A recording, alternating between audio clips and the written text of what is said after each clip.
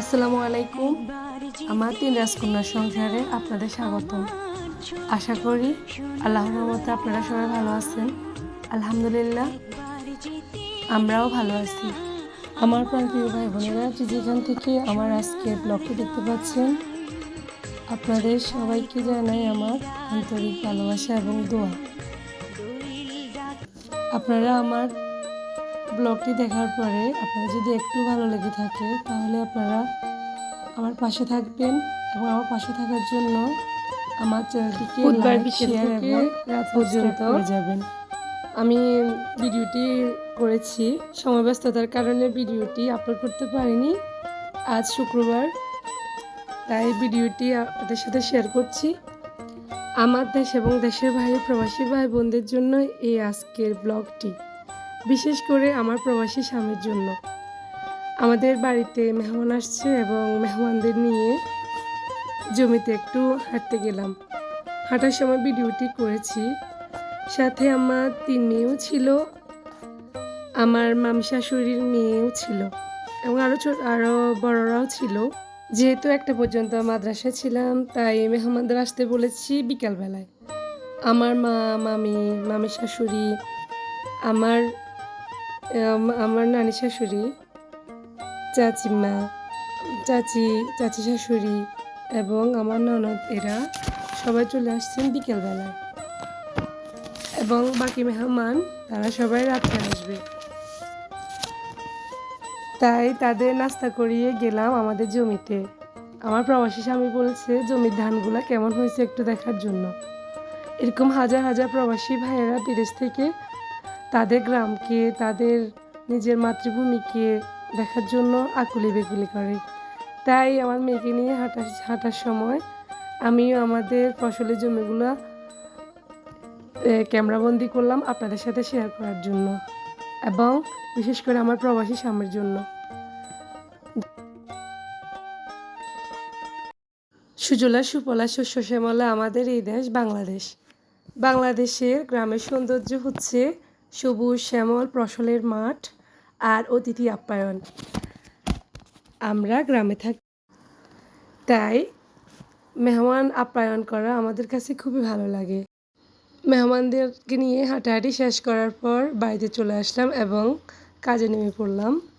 যেহেতু মেহমানরা সবাই মাগরিবের পরে চলে আসবে, তাই বিকেল থাকতে ঘর মুছে নিলাম, রুমগুলো গুছিয়ে নিলাম একটার পর একটা। সবগুলো আমাদের 6টা রুম, 6টা রুমের মধ্যে সবগুলো রুমই সুন্দরভাবে পরিপাটি করলে আমার বড় মেয়ে গুছিয়ে নিল, আমি গুছিয়ে নিলাম।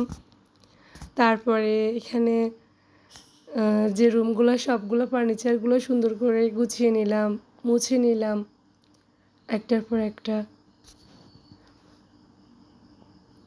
কারণ মেহমানরা আসলে ঘর পরিপাটি করে রাখলে ঘর দেখতে অনেক সুন্দর লাগে এবং ভালো লাগে।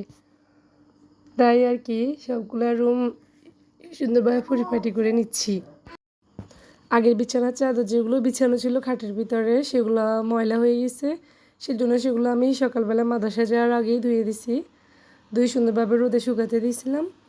তারপর নতুন করে রুমগুলোকে আবার নতুন বিছানার চাদর যেগুলো ছিল সেগুলো সবগুলো বের করে রুমগুলো একটু গুছিয়ে নেওয়ার চেষ্টা করলাম আর কি।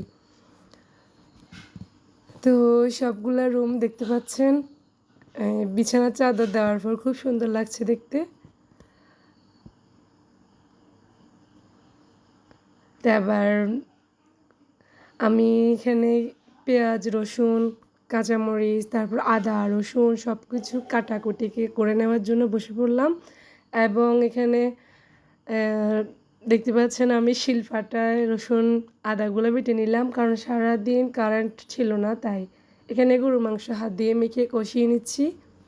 ভালোভাবে কষিয়ে তারপর চুলার উপরে একদম হলুদ, মরিচ, মশলা যা যা লাগে সবগুলো দিয়ে বসিয়ে দেব।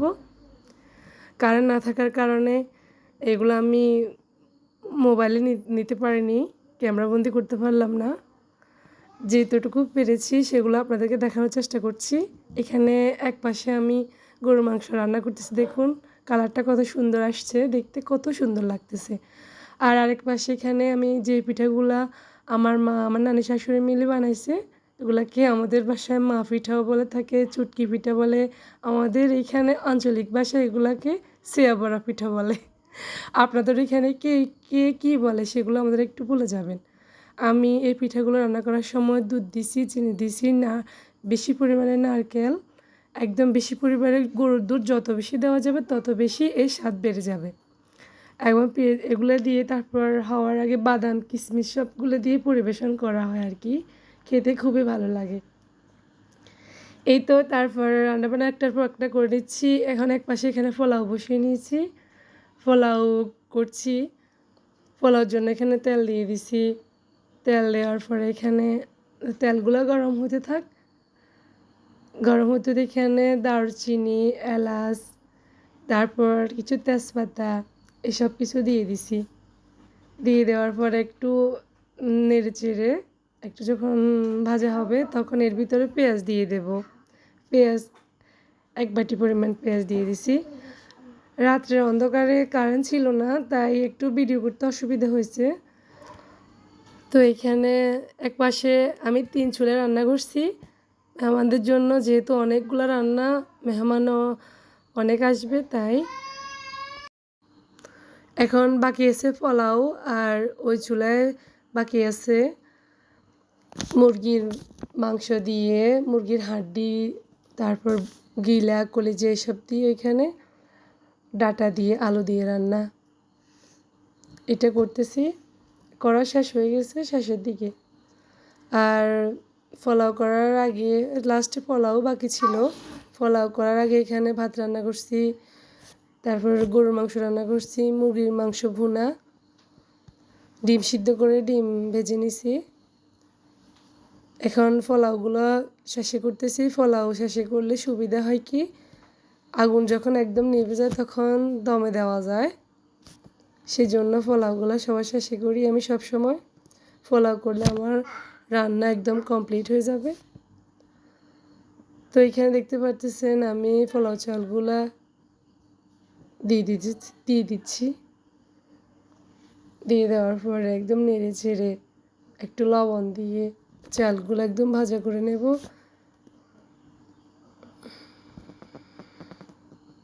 পোলাওতে আমি আদা রসুনও ব্যবহার করছি।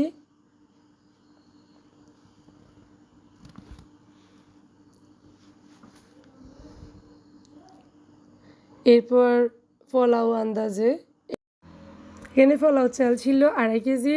পোলাও আন্দাজে পানি দিলে তাহলে পোলাওগুলো ঝরঝরে এবং খুব সুন্দর হয় দেখতে, খেতেও ভালো লাগে। পোলাও চাল যেহেতু এখানে 2.5 কেজি, সে আন্দাজে 5 কেজির থেকে একটু কম পানি দিছি আমি। তারপর একটি গ্লাসে গুঁড়ো দুধ নিয়ে একদম গুলে দিয়ে দিছি 1 গ্লাস পরিমাণে। তারপর এখানে রান্না যেটা চুলার উপরে এক পাশে ছিল, ডাটা দিয়ে, আলু দিয়ে, মুরগির পা, গিলা, কলিজা দিয়ে রান্না করছি। এগুলোতে লাস্টে আমি গরম মশলা অ্যাড করতেছি। লাস্টে দেখেন আমার খাবারগুলোর ফাইনাল লুক কেমন সুন্দর হয়েছে, রঙগুলা। এই তো সবগুলো একটার পর একটা দেখাইতেছি। দেখুন কেমন হয়েছে আমার রান্নাগুলা, দেখতে খুবই লোভনীয় লাগতেছে, খেতেও খুবই ভালো হয়েছে মাশাআল্লাহ।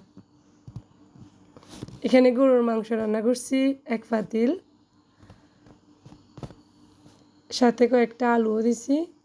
আর এখানে মুরগির মাংস রান্না করছি 1 পাতিল, মুরগির মাংস শুদ্ধ ভুনা করছি।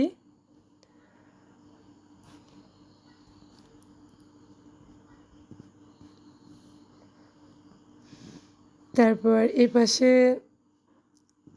1 পাতিল ভাত,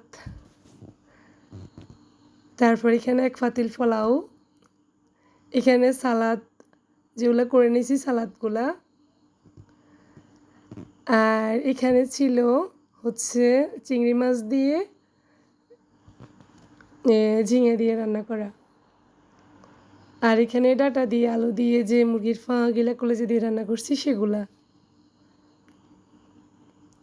দেখুন কত সুন্দর হয়েছে, দেখতেও যেমন সুন্দর, খেতেও খুবই ভালো হয়েছে। আর এখানে ডিম করছি, ডিমগুলা সিদ্ধ করে ভেজে নিছি সেগুলা। এই তো খাওয়া দাওয়া করছি আলহামদুলিল্লাহ। আমাদের চ্যানেলটি সাবস্ক্রাইব করে দিবেন। আসসালামু আলাইকুম।